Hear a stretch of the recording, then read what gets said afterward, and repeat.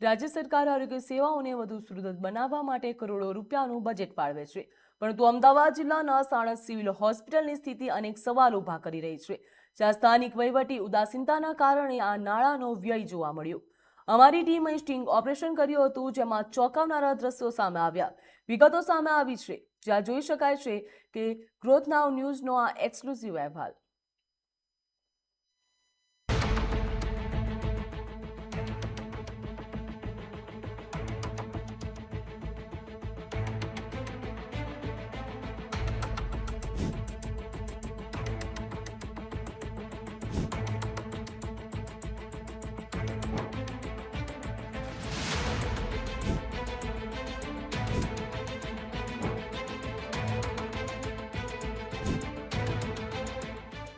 आज Ahmedabad जिल्लाના સાણંદની civil hospital, જે hospital લગભગ બંધ હાલતમાં જોવા મળી રહી।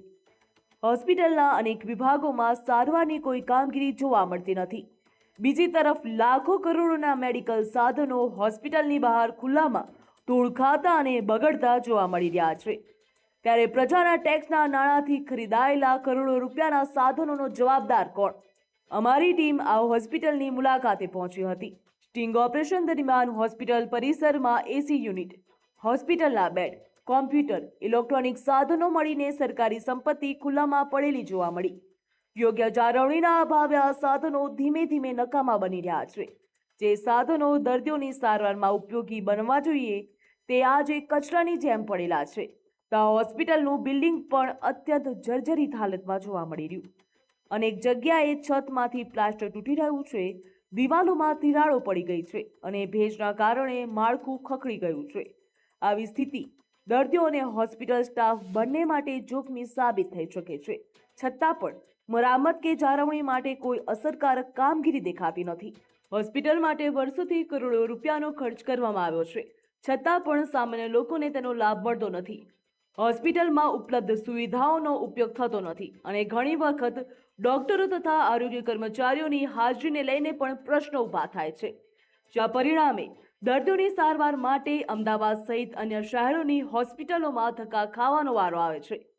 તે વચ્ચે અમારી ટીમ ત્યાં આરામ ફરમાવી રહેલ એક શખ્સને પૂછ્યું હતું, તો તેણે શું કહ્યું, આવો સાંભળીએ।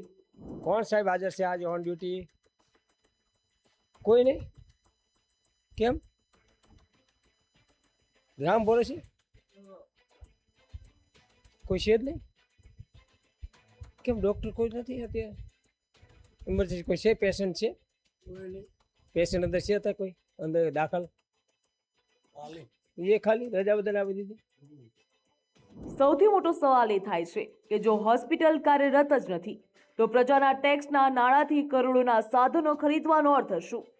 લાખો કરોડોની સરકારી સંપત્તિ ખુલ્લામાં બગડી રહી છે, ત્યારે આ નુકસાન માટે જવાબદાર કોણ? હવે જોવાનું એ રહેશે કે આરોગ્ય વિભાગ આ ગંભીર મુદ્દે શું પગલાં ભરશે અને સાણંદ સિવિલ હોસ્પિટલને ફરી કાર્યરત બનાવવા કોઈ ચોક્કસ કાર્યવાહી કરવામાં આવે છે કે નહીં। બ્યુરો રિપોર્ટ, ગ્રોથ નાવ ન્યૂઝ।